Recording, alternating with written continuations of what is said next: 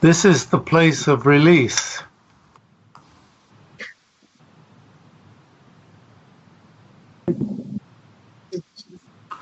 The Tibetan for mistake is trul.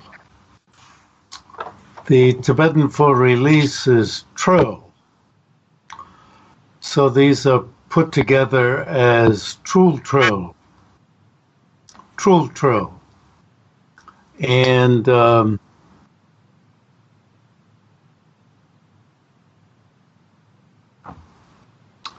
Sangpo's particular dialect, wow, it's interesting.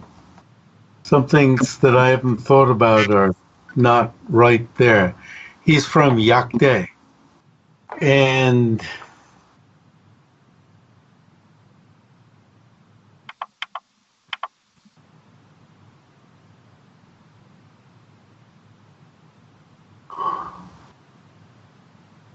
I cannot tell you where Yakde is.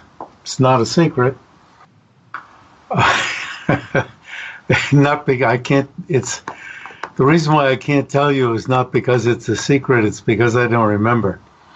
Right off the bat, in his particular dialect, trul mistake can sound like tro release, and tro can sound like trul, which is mistake.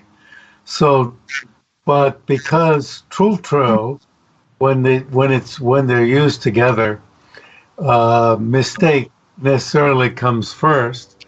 So I would never get confused when he would say trul-tro. But sometimes when the words would appear, by themselves, I'd have to think: is he saying mistake? Or is he saying release? And so only from context would I know which one he was talking about, which was a good situation to be put in. Because is what I am doing something that is another mistake? Or is it something that's going to contribute to my release? So, of course, in context, I could figure out what he was talking about, but it would put me in a state like this, which is quite like what we have to do. We have to be in a state of suspension. We have to not be sunk into the appearances that are around us. So it was quite like listening to his discourse, or the behavior that I was being introduced to was a bit like listening to his discourse when he was talking about Troa. Now, which did I say? If I was from his area, which did I say? When I turn this way, I'm looking at you. When I turn this way, I'm looking at the text. I'm trying to remember that the camera's over here. Okay. This is the place of release, due to which it is the ultimate body of attributes that is the mode of abiding of phenomena. This word abiding in other texts I translate as subsistence, just because there are two words, neluk and derluk. But since this text doesn't use these two, I use the easier translation of abiding in this text. Actually, this morning when I was going to prepare, I decided first to do a little bit more translating of his commentary and started reading. And it was so interesting that I just kept reading until the end of the chapter. It was so thrilling. I just kept reading and reading, and it was so lovely. So I didn't go over what I was going to talk about today. Anyway, what I want to speak about here is that a Buddha's body of attributes, which I have in other places translated, and even in this book originally translated as truth body. The Tibetan doesn't say truth body. And if we look in Maitreya's sublime continuum of the great vehicle, it's very clear that it means body of attributes.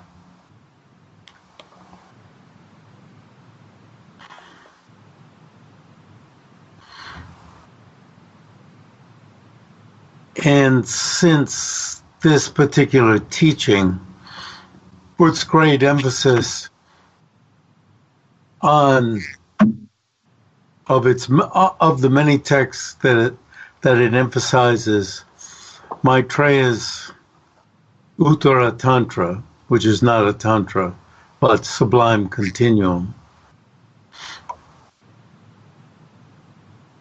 Since it puts a great deal of emphasis, it's likely, and we'll see evidence or not later in this text, that the emphasis is put on the body of attributes.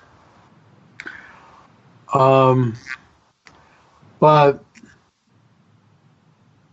His Holiness the Dalai Lama, even when I first met him in 1972, and he first began teaching me, he emphasized that it would be all right to translate this term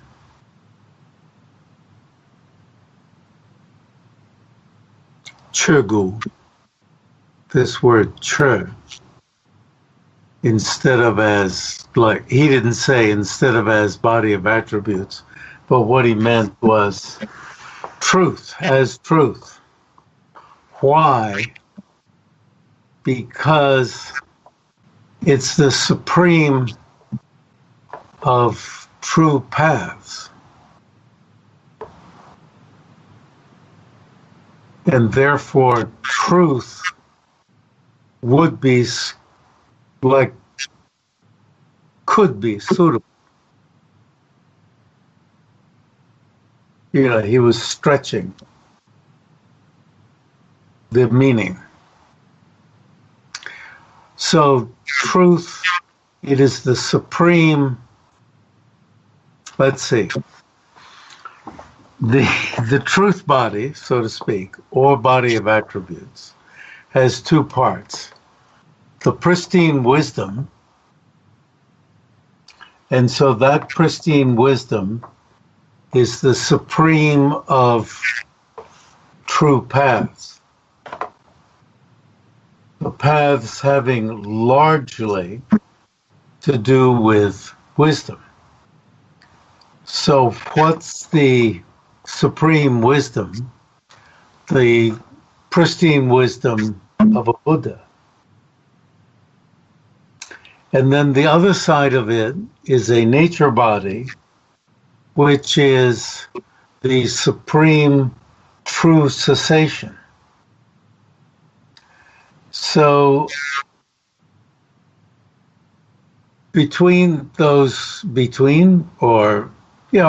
of those two supremes,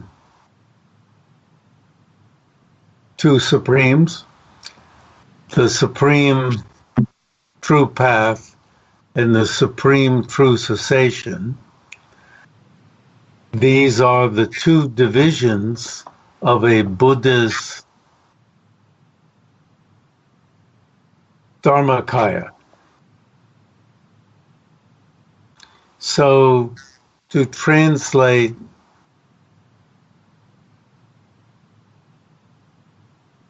Kaya as, am I getting the right word? Truth, body. To translate Dharma there, right? Yeah, body is Kaya. Dharma as truth would be possible.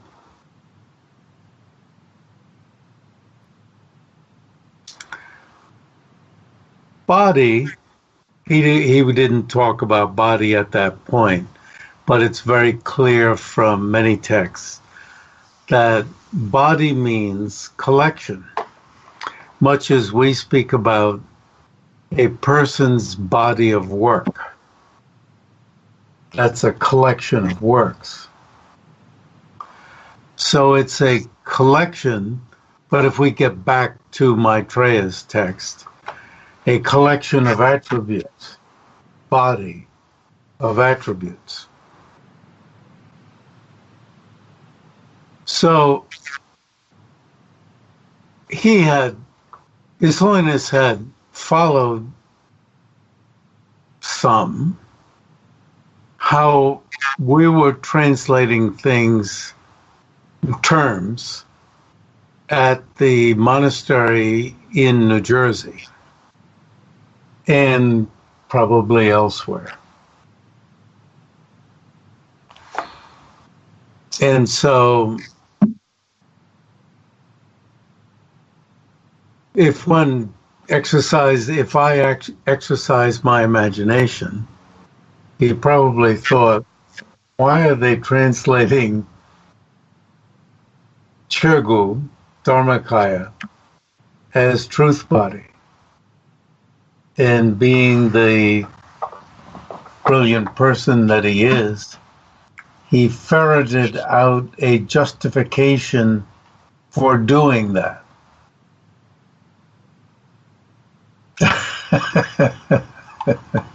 You can imagine it.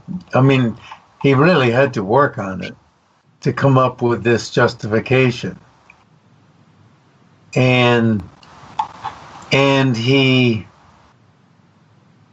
I appreciated, in time I appreciated his justification for how we had done this, and then I continued doing it until he didn't go on to explain how it should be done.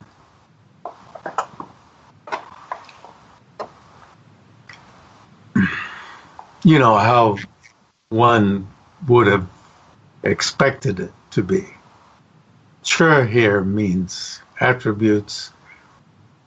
In a syllogism, you would translate it, yeah, even as attribute would be okay, but like predicate, quality, the various qualities would, anyway, blah, blah, blah. We won't get into that.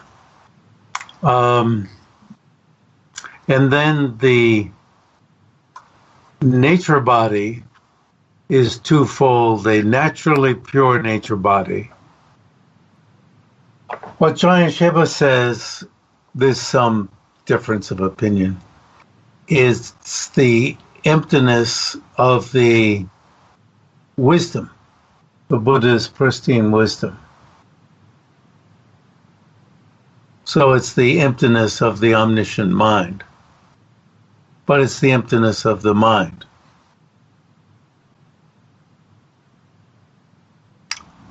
The naturally pure nature body. So it's the naturally pure emptiness.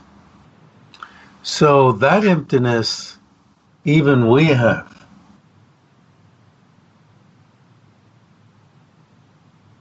even we,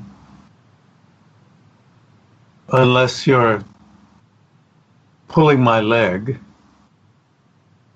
Why do we say that, pulling your leg in English? Unless you're joking with me and you already have a true cessation, even one. Does any of us have even one true cessation? I have some temporary cessations. All of us do.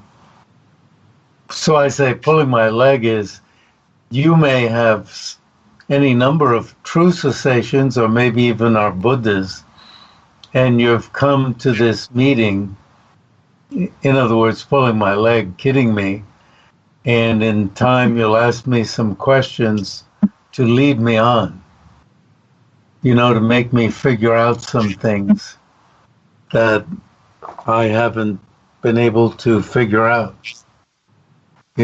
Some real duh thing where you ask me a question and I go, oh, I never thought about that. Or that I slowly think about it and put together. So, you're leading me on. Easily could be. But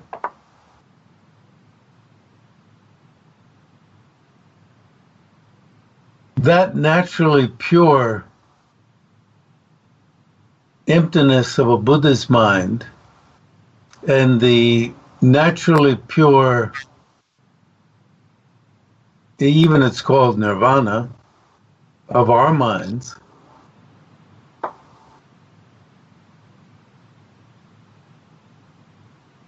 is the same, but a Buddha's naturally pure emptiness gets to be called a naturally pure nature body, but ours isn't. That's because ours naturally pure emptiness is not a quality of a mind that has abandoned, gotten extirpated, gotten rid of. Extirpated is a word with too many syllables, isn't it? Gotten rid of all possible obstructions. That's how they get away with our, the emptiness of our mind not being called I'm talking Gelugpa talk, a naturally pure nature body. But that emptiness is the same. It's a mere absence of inherent existence of our mind. Okay?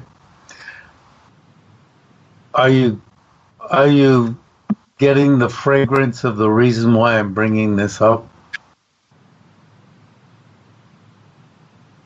We're talking about basal great completeness, path great completeness, and fruit great completeness. The basal great completeness is already there. So you see, we have an emptiness of mind that's already there. But there's some difference between we could say, basal emptiness, which is in Gelug also called our Buddha nature. But they don't want to call it a Buddha. They do call it even a cause of Buddhahood. Because when you pay attention to it, Buddha qualities grow. You see, what they call is grow, are produced when you pay attention to it. And therefore it's called, you hear my emphasis, called a cause.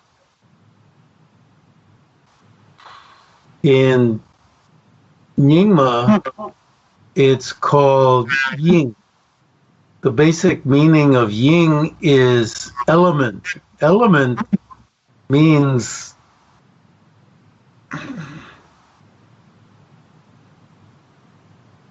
something that produces something.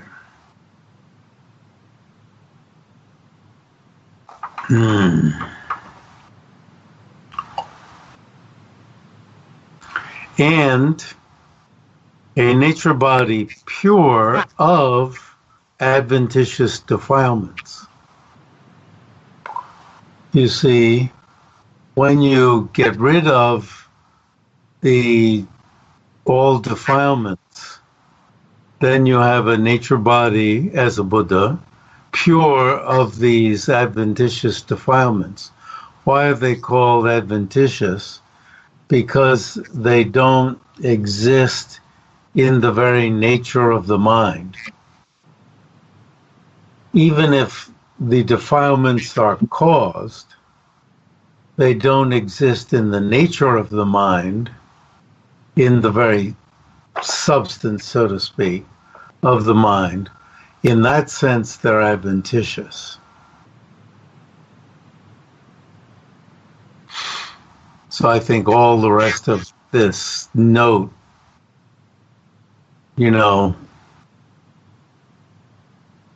I've already brought up.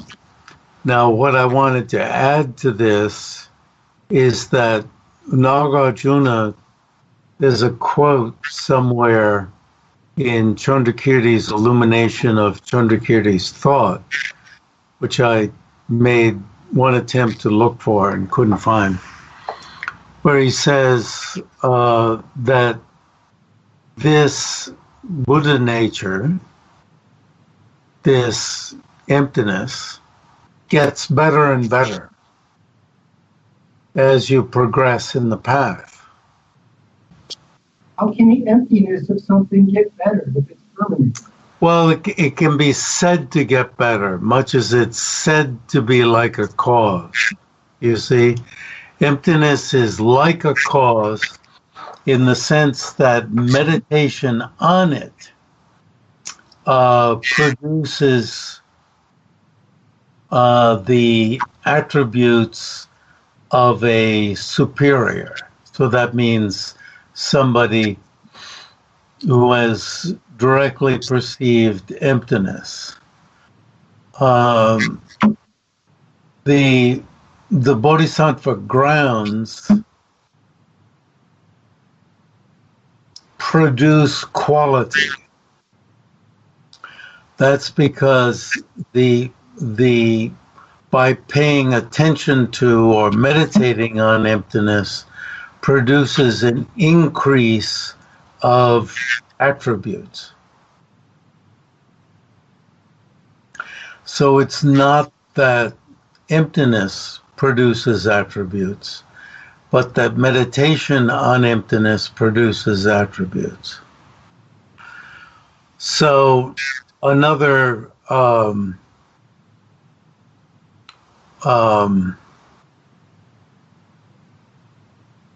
text I was going to get out is Guncho Jigme Ombo's commentary on Jangya Robe Dorje's Song of the View, in which he says, produce, produce, produce.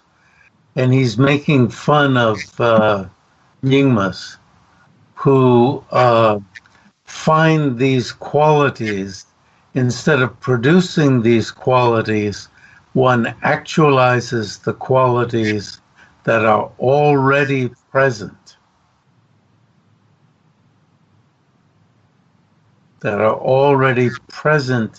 in the basal state. And now we're coming into a section that's going to explain in what sense they are present. Geluk has to say, this is the Buddha nature. Emptiness is the Buddha nature, inside everyone. That is, and it also has to say it is the element. So then it has to say, well, how is it an element? You see, an element produces something.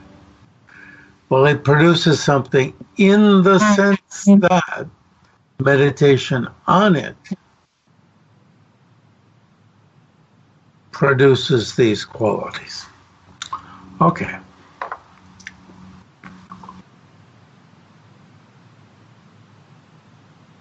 This primordial mode of abiding, which is the basis of the dawning. Now remember, I translate dawning, the word for dawning, sharwa, which in a different tense is charwa, but either as dawning or shining forth.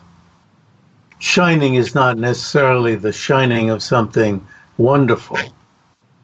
Whether it's cyclic existence, the qualities or attributes of cyclic existence, or the attributes of nirvana, a cyclic existence dawns from, you think of dawn shining forth from this basis. Nirvana, the attributes of nirvana shine forth from this basis. So it is the place of release. In what sense? When you understand that everything shines forth from this. You see, this when clause says, when one understands that all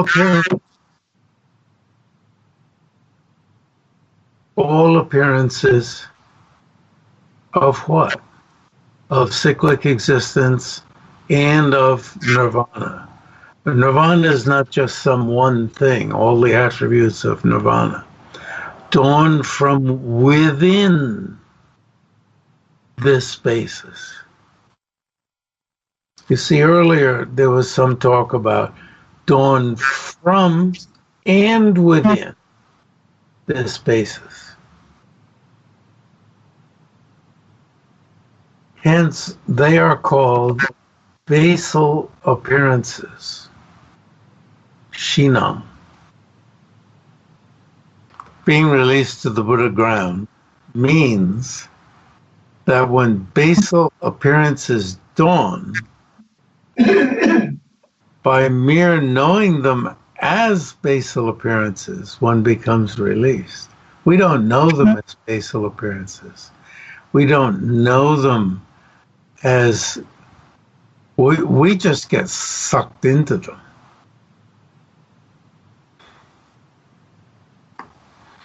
The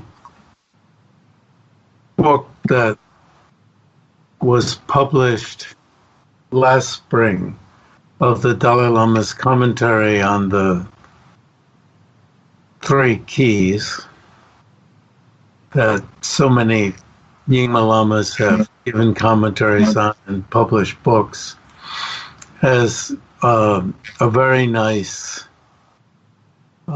section on the three different ways of, three increasingly subtle ways of being released from conceptuality, which essentially means being released from being sucked into appearances. This is here, that's what this vocabulary is talking about. Knowing these as basal appearances, one becomes released. So, knowing them as basal appearances, one becomes released. Wow. So, in that book, it says, it's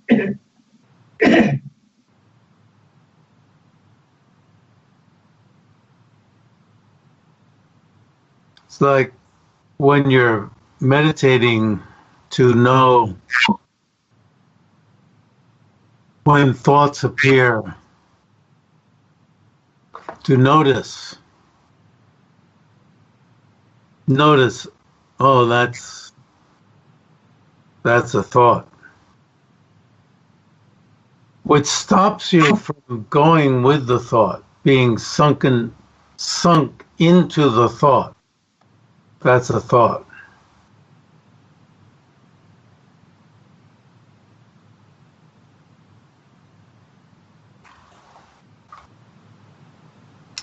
And the second one, oh, I don't know, that's sad on my part, is I think the second one is the second one you are, tell me if I'm wrong, I think the second one is to let it disappear like a snake untying itself.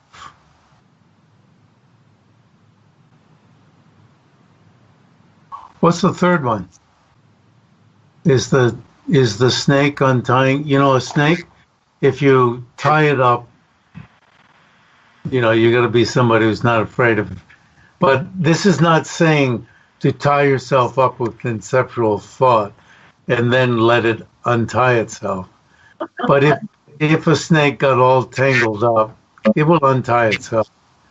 But in the book it says, if somebody tied up a snake, you know, it'll just untie itself. So you see, the first one involves some conceptual thought. This is a thought. The second one, to me, it sounds a little bit like the third one, which is just to let it dissolve of itself. Because when basal appearances are identified in their own entity, now I couldn't tell Rungo Rang Treba, oneself identifies, you see, ngo even in Tibetan means face. It also means entity. Now, basal appearances are identified in their own face, in their own entity.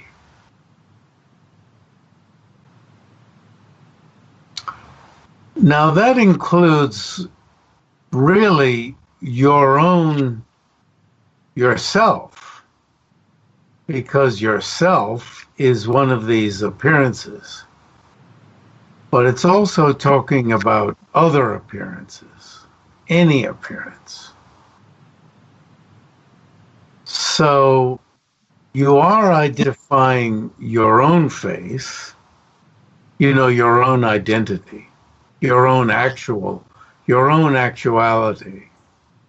But it's not just talking about that, because you're starting with any appearance, anything that's appearing, whether you're in meditation or out of meditation, you're identifying its own actuality or your own actuality, and you're identifying your own real and you know, some people would translate it this way, and frankly, it's okay to do so. Your own, you know, and there are translations from Chinese and so forth in Chan and Zen with your own identity, and I will frankly say, as far as I'm concerned, the experience is your own identity, your own unknown identity. I mean, you know, if you look in a picture for yourself and you find it, you say, well, that's me. Well, this is finding this isn't finding your usual face. This is who you really are. But it's also what anything else really is too. Oneself comes to be immediately release. The mere identification of their own face, you see why it says there, because it's whatever these appearances are, including, of course, all this.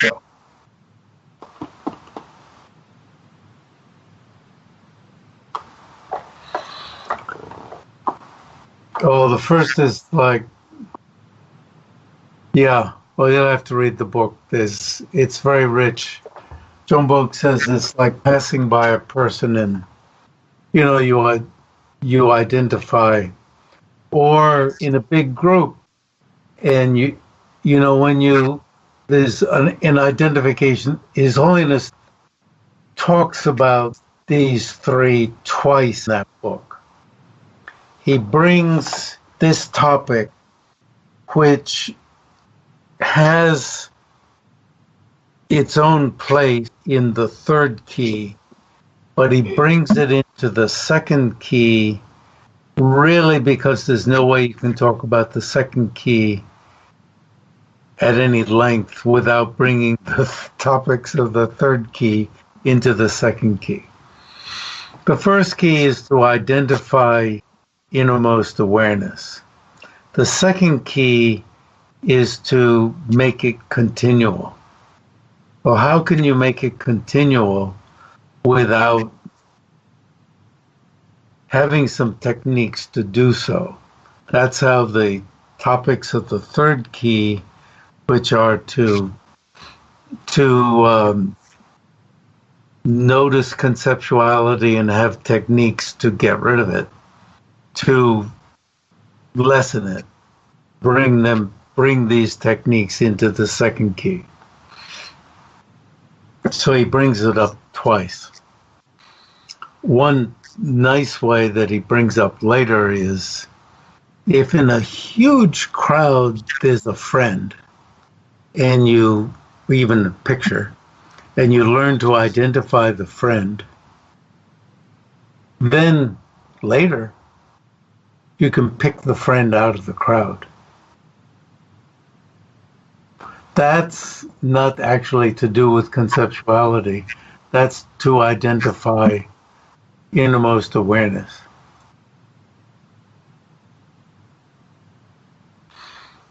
Also, even with identifying conceptuality, to not be able to notice, like, there it is. You see, you're using conceptuality. What's the second one? Anyway, we'll get to that. Or you read the book, and I'll get a little richer. So, in the third phase, you're so used to it, you just let them disappear.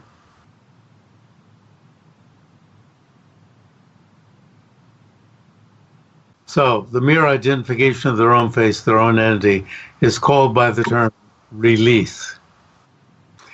And in fact, you've become able to encounter the body of attributes of a Buddha that exists within yourself. Here we are. That's why I brought up the topic of body of attributes that exists within yourself. Thus, basal mode abiding is the place of release.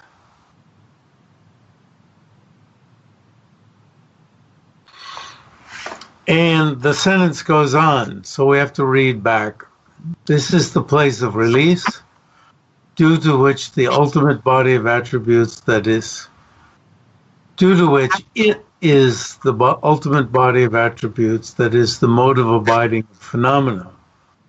And when final adventitious obstructions, the obstructions to liberation from cyclic existence, and the obstructions to omniscience, as well as their predispositions are purified It is the final true cessation of the great vehicle. You see, the note from Gelugpa teachings helps here, but I have to, I think, control myself and not put in a lot of those. Except for only being synonymous, they have the same meaning.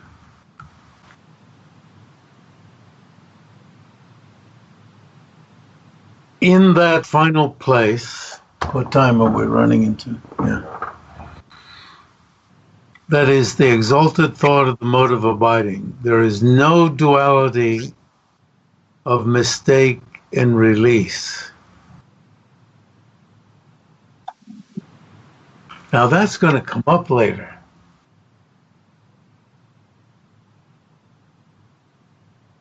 You see, in this final place, but this final place is the basal. The basal final doesn't mean fruit or path. It's actually would help here to say the final place that is the exalted thought, the basal mode of abiding. I think as his editor, since that's what he's talking about, I should add in the word basal mode of abiding.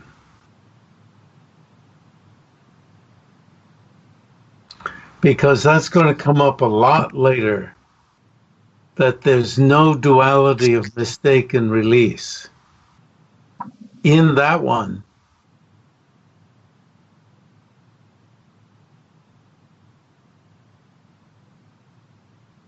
even though we have to not make the mistake, and we have to become released by noticing that basal appearances are basal appearances. In those basal appearances, there's no in itself, there's no mistake in release. And it's a real twister down below in this chapter. In the basis, there's no mistake and no release, there's no cyclic existence, and there's no nirvana.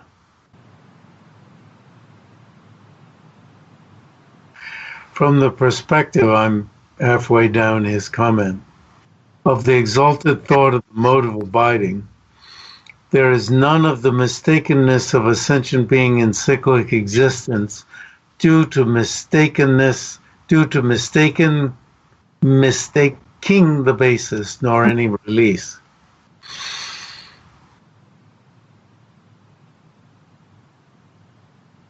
Yeah.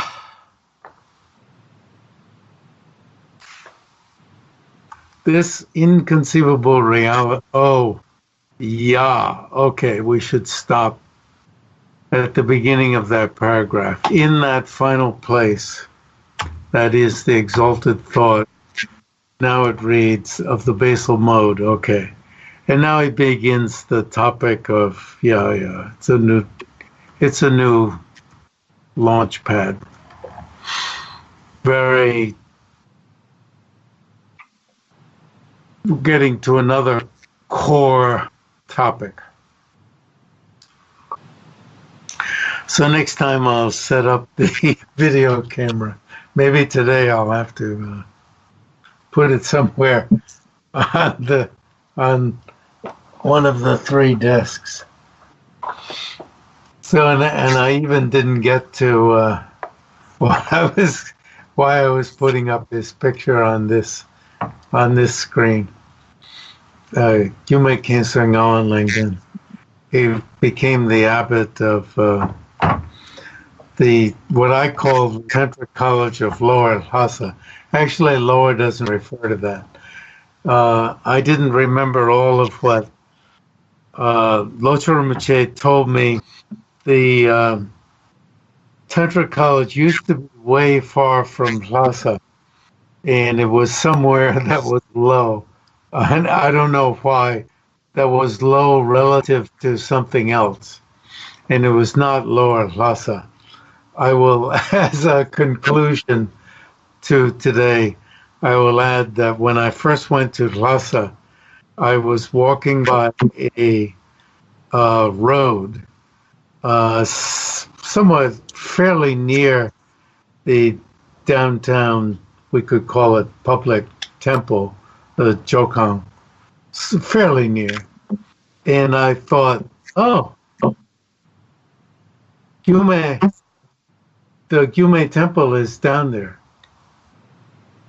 And there it was. I went down that road, and it was down there. And there was nothing that indicated it was down there. I was walking along, and it was down there. You know, there was nothing. And this was,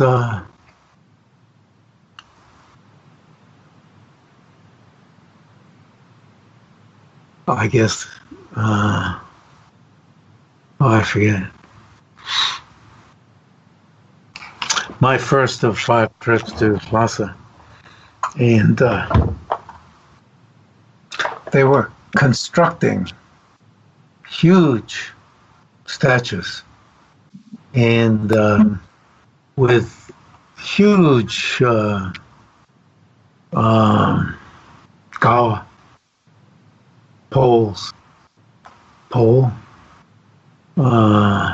beam up the center, beginning it. And I went in there, they're reconstructing. It was the place. Finally, when I went to Trebon, I think it was way up on the top of, I think it was the Great Assembly Hall of Trebon itself. It may have been of Gomang.